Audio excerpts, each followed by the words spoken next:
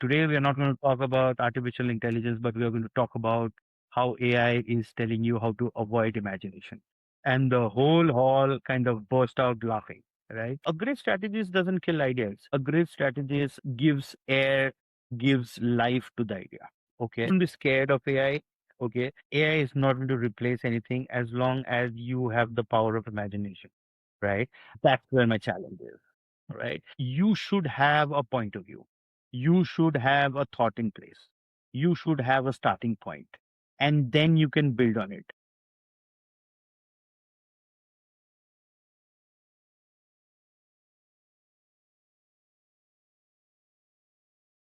Hello, everyone. Welcome back to the AI Marketer Podcast. Every week, we bring you people who aren't just talking about AI, they're living through the changes it's creating. Today's guest has spent his career moving through almost every corner of the marketing world. He started out as a writer, then became a strategist. Then he helped build and launch brands across categories, different countries, and cultures. He has worked on iconic businesses ranging from automobiles to telecom, beverages to consumer goods. He's also built a startup from scratch and sat in boardrooms and agency war rooms and more. And I'm sure somewhere along that journey, he developed a perspective that absolutely stopped me in my tracks as we chatted earlier. Interestingly, something we talked about was when we were talking about AI, he said AI doesn't stand for artificial intelligence. It stands for avoid imagination. And not because technology is bad, but because imagination is the one thing that no civilization, company, or brand has ever progressed without. So today, we're not going to talk about tools. We're going to talk about thinking and creativity. Monish, welcome to the show. We're very, very excited to talk to you. Please give us a quick intro on you and your journey so far. First of all, thank you so much, Neha, for calling me in. It's very kind of you to say the things that you said about me. I think I'm a keen observer, okay, of life, of topics, of culture, of human behavior. And that's how I like to keep my profile as. Rest, I think you've pretty much captured my journey or the different stages of my journey. And as we start the conversation, it will become easier for the larger forum to get how my career has unfolded. Absolutely. Yeah. When I was talking to you, and when people look at your career, there's so many chapters they see, right? You've done advertising, brand building, entrepreneurship, corporate transformation. When you look back, what is the single thread you think that connects all of them? I would say observation and then having a clear thought or clarity of thought in terms of how you want to build on that observation, right? Because at the end of the day, I think one thing that kind of binds all my profiles or through the journey is solution, right? Solution oriented profiles. So be it in advertising, be it in marketing, be it entrepreneurship, or be it the category transformation or cultural transformation, the role that I'm in presently. I think everything is very solution oriented. And when it's solution oriented, the best thing that you can do is take a step back because you can never find a solution of a problem, okay, by being in the problem, right? You have to Hmm. step out of the problem. So hypothetically, if there's a circle which has a problem, you are in the problem, right? So you can't find a solution. So I don't try to keep it simple. You have to step back and try to observe how things are, how the market is, how the behavior is, how tech is changing, or how the culture is transforming. Hmm. What is an example of where you were trying to either find a solution, but you were in the problem, so it was blocking you and you had to step back and observe before applying solutions? Yeah, I think one of the biggest learning was in a country like India, and this is many years back. We were trying to launch iced tea in India, and I'm talking 2009, 2010. We were doing this for Unilever, and there's an entity called Pepsi Lipton International, for whom we were working on an iced tea launch, and it was pretty much India by culture is a hot tea drinking culture, right? It's a chai, it means hot, right? Yeah. And when we started to think about it, when we went into researches, when we started speaking to people, when in jamming sessions, we tried to think of a campaign line, think of a premise on which we could launch. I think the biggest problem that we avoided is, or we did not see it coming, is the fact that in India, the perception of iced tea might be, is it hot milk tea, which is cooled down, or is iced tea a different element altogether, right? Mm-hmm. Mm-hmm. So that's exactly where we stepped out of the problem. We took a step back and we said, okay, let's be simple. Let's Mm-hmm. be very, very pragmatic in the way people perceive IC to be, right? Mm. And I remember one of the premises, and that was a launch premise, which was take a chill pill. And take a Yeah. chill pill was as simple can be. Right. There was no layering. Yeah. It was about take a chill pill was not only introducing the actual brand or the Uh-huh. actual premise of the product, but it Yeah. also told you that take a chill pill. If you don't know this, then it's something new. Take a chill pill, try. Take a chill Yeah. pill because it's iced tea, right? So I think Yeah. that's how one of the biggest examples that I can probably narrate here. That when you are Got it. right in the middle of a problem, to step out and I love then it. interact with Yeah. it. And like you said, it's so simple and easy. It's not Yes. over Yes. indexing on the solution of it, right? Well, maybe related to that, I know you studied consumer behavior, but also literature, Hmm. Hmm. right? Looking back, much of your career was shaped by understanding people versus brands. Or tell me more. Like, how do you differentiate how you work with different people versus different brands? Again, is there a common thread? How do you think through those? It's so I think marketing teaches you about what you are going to expect or what you should expect. But literature teaches you how people feel. It's primarily trying to have a grip over behaviors. And marketing is a dynamic field of study. All right. How marketing was 20 years back and how marketing is today versus what marketing will be in the next couple of years are going to be tangentially different. Yeah. There's going to be no commonality into it. But what remains constant is how people feel, how people behave. Yeah. And I think that's what literature teaches you. Yeah. So when I actually look back and I try to find a common chord in how my transition, or rather migration from literature to psychology to anthropology to consumer behavior happened, right? It's pretty much, how people behave from Stone Age even till date. There are certain commonalities, Right. right? Right. And you cannot go wrong in that. Okay. So I think that's what I try to bring in. Okay. And that's why I keep re-emphasizing that it's not important for you to know marketing tools.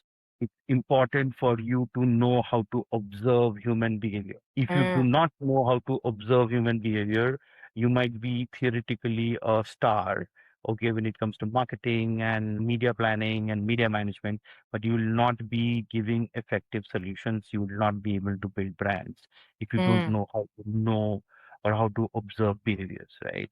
yeah.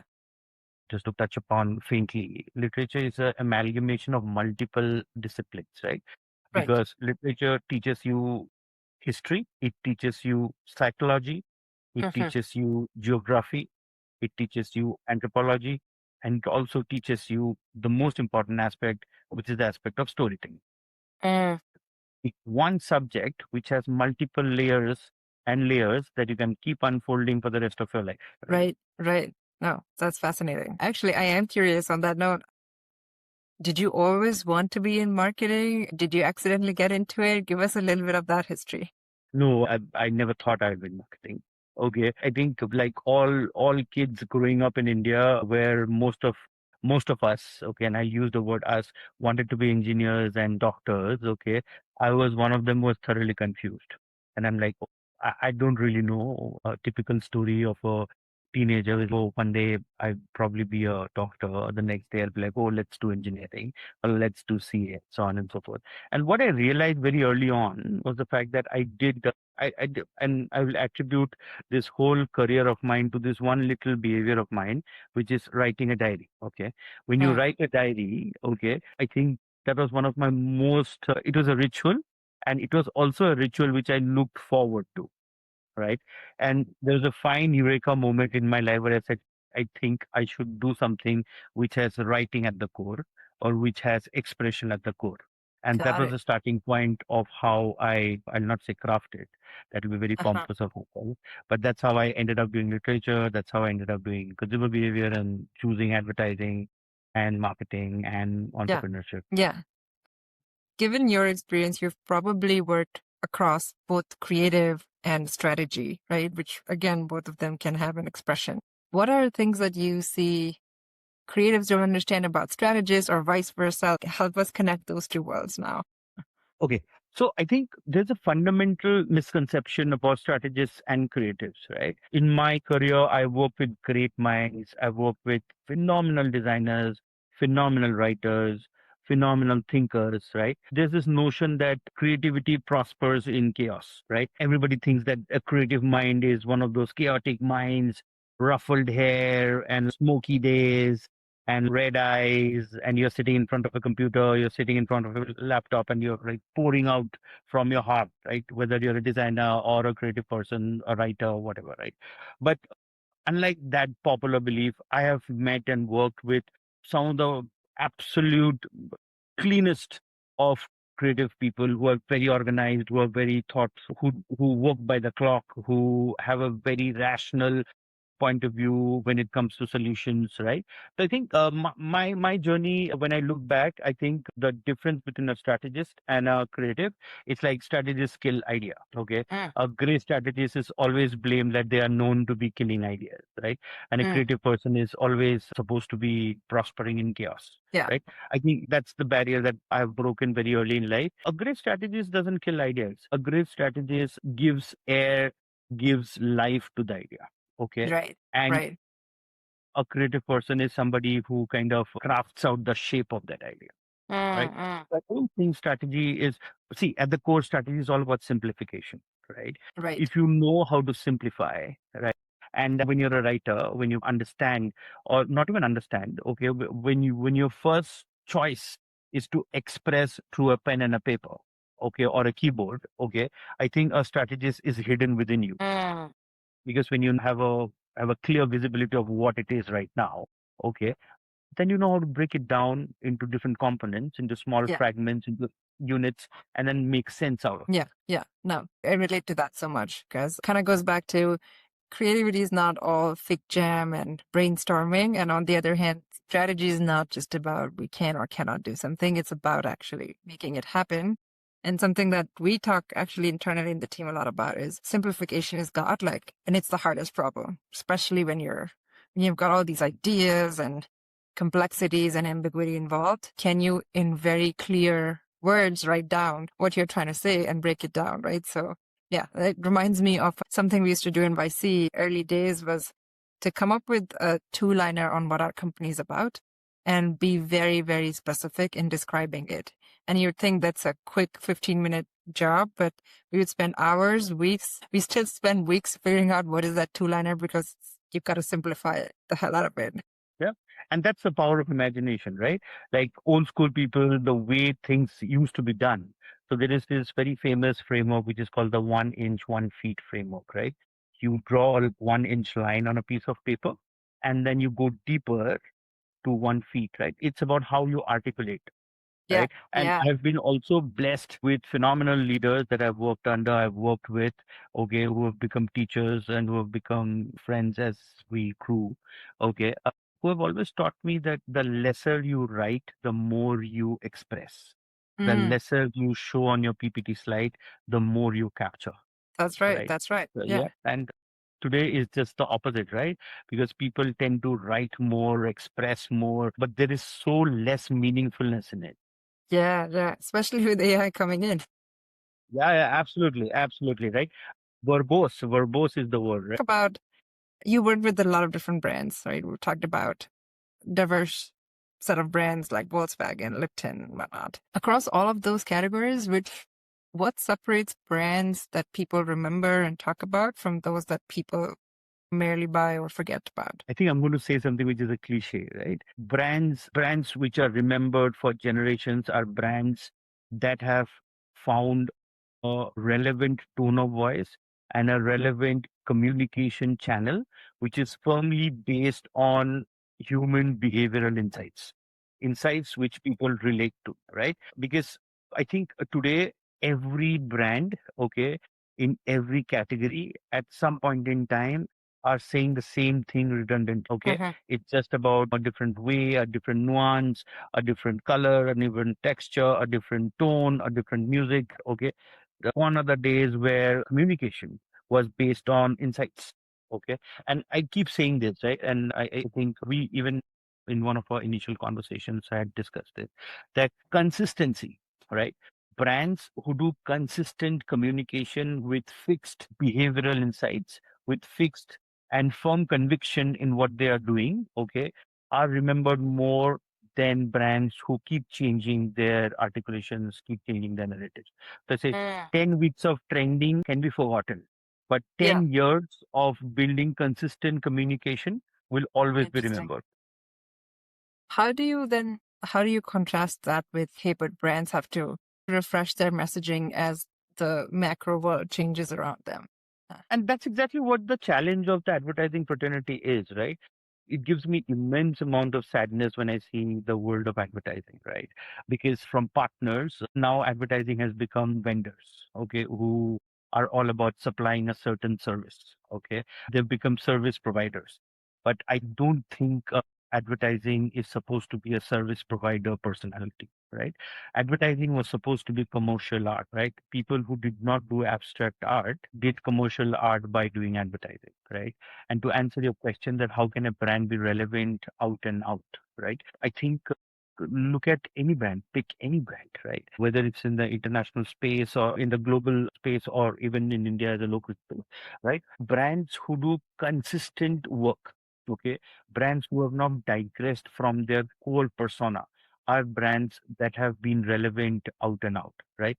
Let me take an example of Anil Kapoor, okay, as an artist. Okay, Anil Kapoor has been there in the industry for over 40 years. Mm-hmm. Okay, but Anil Kapoor is still relevant. Okay, Mm, you can still find relevance of Anil Kapoor in a Spotify ad, and you can still find Anil Kapoor relevant in a 1984 movie where his fashion sense is different. He's dancing on an Indian Bollywood number, and it's still relevant, right? yeah. And both the parts, right? I think that's like it's Anil Kapoor. It could have been a different brand. It could have been Nike. It could have been Adidas. It could Mm, have been any other brand in India, right? It's about how you keep yourself relevant. You have to keep yourself relevant by being consistent, right? yeah. Why Anil Kapoor relevant? Because he has been consistent that he is a optimistic, positive, bright sunshine in the room persona. Okay. Yeah. So Yeah. whatever he does across generations, across different cultures, those fundamental pillars and those fundamental attributes of his brand have not changed. They have been consistent. Got it. Yeah, that makes a lot of sense. Like the core remains the same, and then you can apply it Yes, to different yes. scenarios. And There is no other way. There yeah, is no other way, right? yeah. You can't keep changing the narrative of your persona, okay, over and over, depending on how the culture is. Mm, mm. Makes sense. Yeah. I want to switch to something more interesting now, which is the fact that you actually started your own thing. Most marketers and agency folks would dream about it, but you did it. So tell me what assumptions that you learned maybe in your marketing or sort of brand world got destroyed in the founder world? Or what are the things that you just learned as a founder, which you never did in the sort of the other part of your career? I think being an entrepreneur or doing your own startup in any space is perhaps one of the most enlightening experiences of one's life. Okay. There is nothing more enriching. There is nothing more scary. There is nothing more risky. And there is nothing more fulfilling than that journey, right? Yep, So I feel that. anybody who has done something of their own, okay, and spent 18 hours in front of their laptops or 20 hours in at airports, okay, they know that it's all about conviction, okay. It's all about trying to do the best for the next few hours that you're awake. Okay, till you go to bed, you do everything with the firm conviction that this is the best that could have been done. Hmm. Okay, there Yeah. is no way out of it, right? I was fortunate. I was fortunate, and I thank the universe for giving me that experience. Okay, doing a startup, starting from ground zero, always is difficult because it challenges your thinking. Okay, and thinking is such a egoistic thing, right? That when you think of an idea, of a thought, of a premise, of a conversation, of a narrative, you always believe that that's the best that could be done, Hmm. right? The Hmm. translation of that thought into practice, the translation of that narrative into something which is more tangible. In our case, it was a product, right? It was an Mm-hmm. edible product. India as a country, India as a culture is firmly based on the premise of taste, right? Indians love eating, love every food of ours, love every drink of ours, okay? And to launch something or to work in a space where taste isn't probably your first hook or probably your first premise takes a lot of courage, Interesting. takes a lot of risk, right? And to have this framework, which was about romanticizing risk, right? Unless Mm. until you romanticize risk, you can't do a startup, right? And that's what we did. It was like a roller coaster. Yeah. Yeah. So we built healthy pastas, we built healthy noodles. Okay. And the whole premise was about amalgamation of two extremes, right? Yeah. Where taste, indulgence could also be balanced undebatably with health and nourishment on the other side of the spectrum, Very right? And interesting. that's what we tried to amalgamate. And that's how we started the story. Rest everything is pretty much part of history. Okay. Yeah. We moved out. Okay. And Yeah. that's the No. story. Interesting. Yeah. I want to dig a little bit deeper. Tell Sure. us about maybe your first customer. What did they teach you that a research or like a big company or corporate would have never taught you? That's an interesting question, right? I think when you're in a startup, you're putting in a endless hours of thinking, endless hours of labor, endless hours of brainstorming. Okay, you think that the first time, the little victories which we don't celebrate otherwise, I think startups teach you to celebrate little victories in life, Yep. right? Yep. The first time somebody buys from your website after you put it up, and that the sound of the notification, right, that comes on your smartphone, okay, is something which you absolutely cherish, right? It's nothing less than, I don't know, like what's the equivalent to that? I don't know, like I generally don't Yeah. have any other word, right? It's unexpressible, right? That whole premise of that notification, that oops, there is somebody who bought onto your idea and has shown belief in you, has shown belief in the brand that you build, has shown belief in the story that you build. Okay. I think that's one of those most amazing feelings. I thought advertising is difficult. I thought consumer behavior is difficult. I thought human behavior is difficult. I thought cultural science is difficult till like actually experience cash flow. The moment you see cash flow, when you're building a startup, I think that's where most of your inhibitions and most of your egoistic thinking about strategy and creatives and different cultural nuances kind of fade away. It's about building it. It's about building ground up. It's about doing things that nobody else has done. Okay. And doing it in a way which is effective and also economically viable. Right. Mm-hmm. So that's Mm-hmm. what the startup has taught me, that, you just don't have to have an idea in place, but you also have to have an idea in place which has economic sense, which has Mm-hmm. financial sense, which has cultural relevance, and at the same time is unshakable, undebatable when it comes to the core promise that you give to the market. Makes sense. Yeah. Yeah. Cool. I kind of want to go into something that we started the conversation with, which is, hey, AI stands for avoid imagination. Mhm. And you coined that term, but I would love for you to maybe step back and tell us a little bit more about when did this phrase first occur to you? It's actually quite a beautiful story, right? I think it was in a little after the COVID. Okay, and I was invited in a school in Kerala. Okay, Okay. as somebody to just talk to the kids.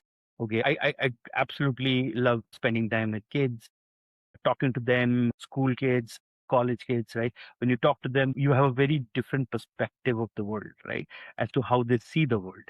And the topic at that point in time was AI. Okay. Mm-hmm. And I was asked to talk to the kids about AI. And mind you, these were kids from school, right? Class 8 till class 12. Okay. And they were over enthusiastic. They were very optimistic. They had that sparkle in the eye. And they were looking forward to what I was going to say, right? And I was with a couple of other industry people. One was from digital advertising. One was a principal. She was somebody very, very senior, okay, who had run multiple schools. Okay. We had people who were from software technology, who brought in tech into learning modules and things like that. Mm-hmm. And I had a kind of heterogeneous career, right? So I was very, very my skill sets were very different on the panel, right? And everybody had a phenomenal speech, right? And everybody had narrated how tech is going to change and how marketing is going to change, how behaviors are going to change, and everybody should think a different career path. And I saw that sparkle kind of, it kept on diminishing, right? The joy, the smile in everybody's faces, it kept diminishing. And I thought, it's like, I've not been a very, very meritorious student in my school time.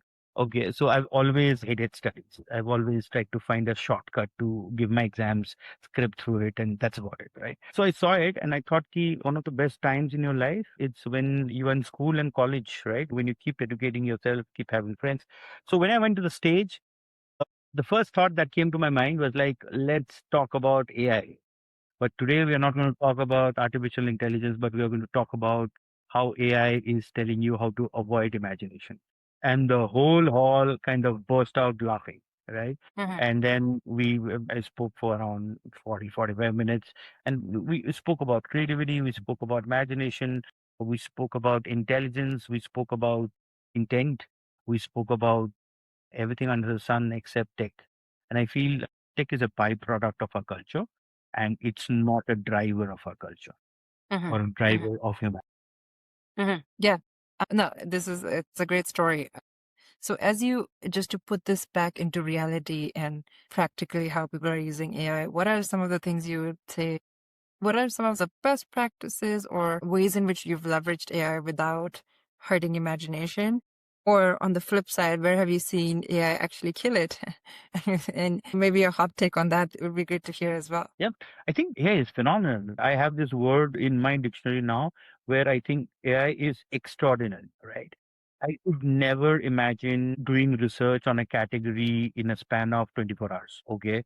If you have the right prompts, if you have the right words, if you have the right inquisitiveness and the curiosity, AI can make you learn so much in an extraordinary amount of time, right? I think AI is extraordinary because it gives you access.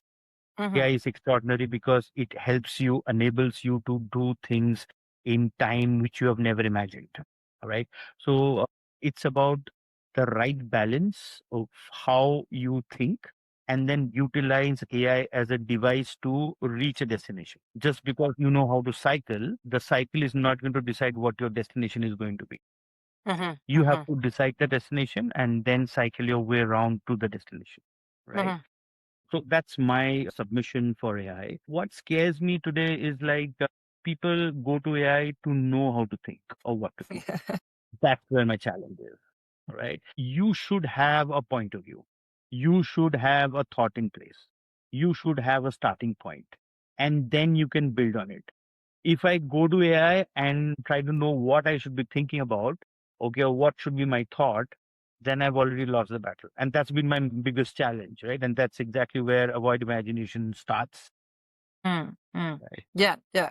No, the other thing we talked about briefly was the idea that nobody has nobody, I guess, in the next generation will ever have the pleasure or the fear of seeing a blank page, the beauty of a blank page, right? Talk to us more about it.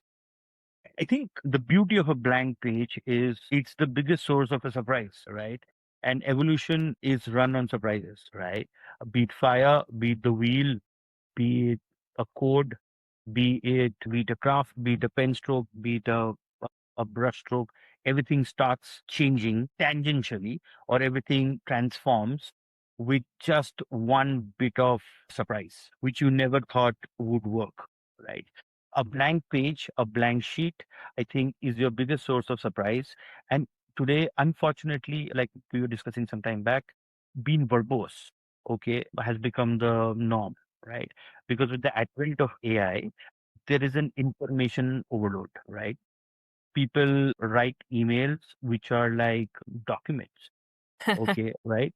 Without really having a clear objective, right?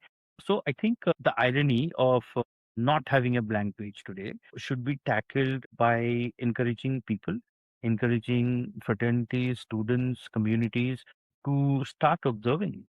I think there should be classes not to know how to use AI, but to how to sit in a room full of people and observe without judging, observe without really having point of views in your mind.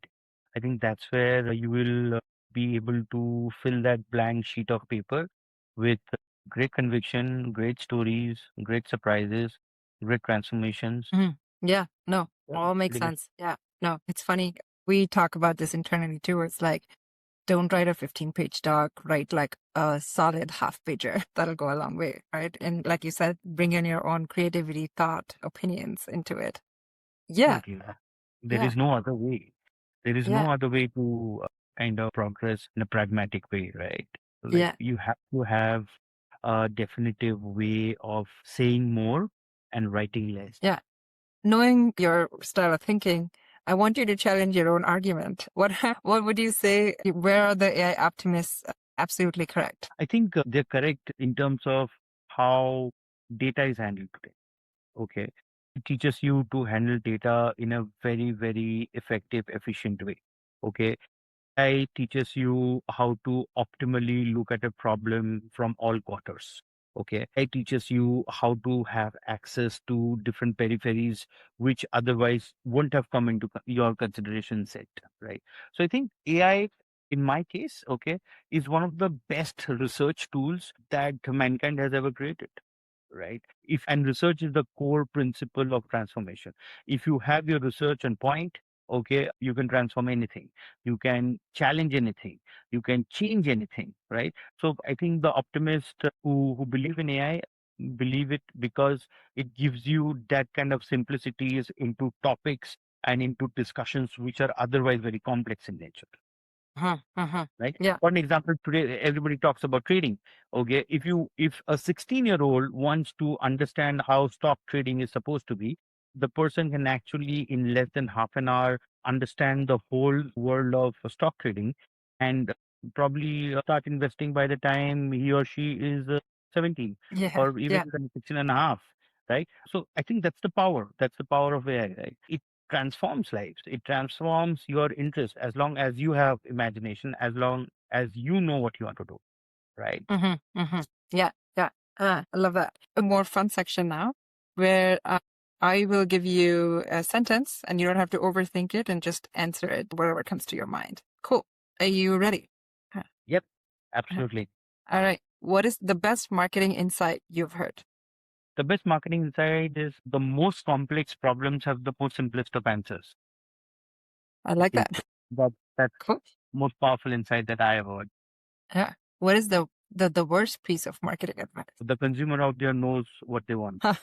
I love it. Okay, let's keep going. One brand that you think consistently respects human intelligence. There are many. There are many, but one very, very relevant brand that I would want to name here is Amul.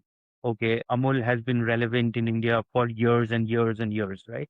And what they beautifully do is they don't think the consumer is dumb, Mm, and that's the power of it, right? And they keep things simple, and as a result of which they are market leaders, not only economically, but it's also one of the most loved brands in the country. So it's a loved brand, top of the pyramid, absolutely market leaders with enormous market share. So I think the yeah, brands yeah. No, that I look I up grew to, up with it. yeah, Cool. absolutely. Okay, next one. AI should never be allowed to do X. AI should never be allowed to imagine on your behalf. Right, right. The future belongs to marketers who. Are empathetic and who look at life with a keen eye of observation. Okay. And one last one, and this one's a little difficult. Okay. If imagination were a business metric, companies would measure it by. If imagination was a business metric measured by brand love. Hmm, nice. Very cool. Super fun. Going to go into the next section, which gets a little bit harder. This is a Okay. rapid fire section. So again, the idea is just go by your instincts, and I'm going to ask you questions, and you got to pick one. The only thing is you cannot say both. All right, cool. You ready? Yep. Yep. Cool. Chai or coffee? I drink neither. So probably the curiosity juice. Yeah. But frankly, I don't, I am not a tea or a coffee drinker. Wow. Okay. Okay. Writer or strategist? A writer, always. Okay. Because a strategist, like I said previously, is hidden within the writer. Mm-mm. Startup or corporation? I think the energy rush of a startup, the organized composure of the corporate. Okay. I would choose both. I But would you gotta not pick have, one. okay. I would choose the energy rush of a start. Brief or a black page? Blank page. Mm. Data first or intuition first? Intuition first. One book every marketer should read. The Denial to Debt by Ernest Becker. Okay. I think, yeah, it's one of those phenomenal books that any one of us should read. It's an amalgamation of psychology, anthropology, history, yep, and the human science. One skill that AI can never automate. Think on your behalf, though it does it, but it lacks your imagination. It doesn't have your DNA, right? Yeah. One word that defines great marketing. One word that defines great marketing: simplicity. Great. Yeah, no, this was amazing. Well, thank you for playing this section with me. Well, just Thank you. to, it's been such a good conversation. I can keep talking, but I know we're at time. So just to wrap things up, what are some of the takeaways and ideas that you would want to highlight? I've learned so much about one, just starting with your own imagination and how there's this like fine line between creativity, opinion that you want to bring in versus AI. There's also a ton I learned about branding and how you want to be consistent and over time, and that's what defines you. But yeah, I'd love to hear your closing thoughts, few takeaways or things that you want to share with the audience. No, I think like what I would want to tell the audience out there is don't be scared of AI. Okay. AI is not going to replace anything as long as you have the power of imagination. Right. And I keep emphasizing this word again and again through my is because I want people to not stop imagining. Right. Mhm, Because I see people who can't remember names. I see mhm. people who can't remember instances. I see people who can't spell the right word. Right. And it's Yeah. very, very sad to be part of that culture, be part of that part of evolution where simple things which were given for granted, right? Which was like as a kid, I used to remember 50 phone numbers by heart, more than 50 phone numbers by heart. Today, I can't even remember a colleague's name with That's whom I right. had worked 5 years back, a couple of Yeah. years back, right? So Yeah. I want everyone out there to take a step back, okay, go back to fundamentals, go closer to nature, go closer to things that they love, they care, okay, be it art, choose your own way of letting go, choose your own way of observing, be it watching cinema, be it writing, be it reading, be it painting, be it talking to strangers, be it anything, right? But don't lose the art of imagination. If you can't Mhm. imagine, nothing is going to be constant for you. Then you will become irrelevant. Yeah. And I would say that's that one thought worth carrying forward. It sounds like from your experience, every breakthrough that happened with different brands was an act of imagination, right? Before Yes. it became an act of execution. So yeah, thank you, Monish, for joining us. It was such a pleasure talking to you. And for our listeners, if you enjoyed this conversation, subscribe, share it with a fellow marketer, founder, builder, and join us again for the next conversation. Thank you. Thank you. Thank you so much, Neha. Thank you for bearing with me. Thank you. All right. Bye-bye.